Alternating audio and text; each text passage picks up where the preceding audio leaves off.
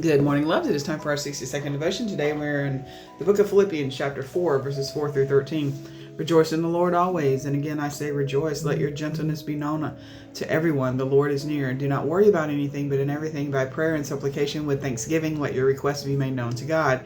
And the peace of God, which surpasses all understanding, will guard your hearts and minds in Christ Jesus. Finally, beloved, whatever is true, honorable, just, pure, pleasing, commendable, if there's any excellence, anything worthy of praise, think about these things. Keep on doing the things you've learned and received and heard and seen in me, and the God of peace will be with you. I rejoice in the Lord greatly now. At last you have received your concern for me. Indeed, you were concerned, but had no opportunity to show it. Now, not that I am referring to being in need, for I have learned to be content with whatever I have. I know what it is to have little, to have plenty, and in all circumstances I've learned the secret of being well fed and of going hungry, of having plenty and being in need. I can do all things through him who strengthens me. So that word, contentment, that is the word that really stood out to me today, because honestly, there have been many seasons in my life where being an openly queer Christian felt incredibly hard and completely outside of my control.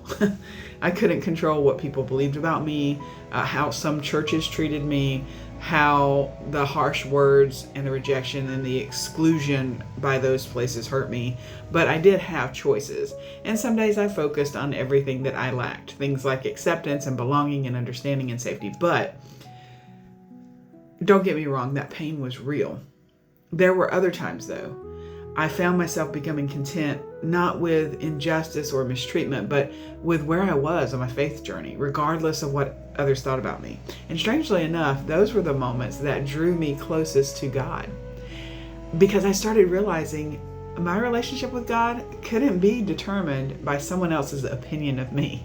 And that changed something inside me. Paul said, I can do all things through Christ who strengthens me. And I don't think that means that we magically avoid hardship. I think it means that we discover a deeper strength inside hardship, like, a steadiness, a groundedness, a peace that says, I know who I am and I know whose I am. And I'm going to keep trying to live a life that Jesus would recognize in me. And honestly, a lot of contentment comes from that knowing. And so I would invite you today to think about what would change if you stopped measuring your worth by other people's acceptance. Just think about that today. And go ahead and tag someone who's helped you stay grounded in who you are and give them a quick thanks. I hope you guys have a fantastic day. I'll see you tomorrow for our 60-second devotion.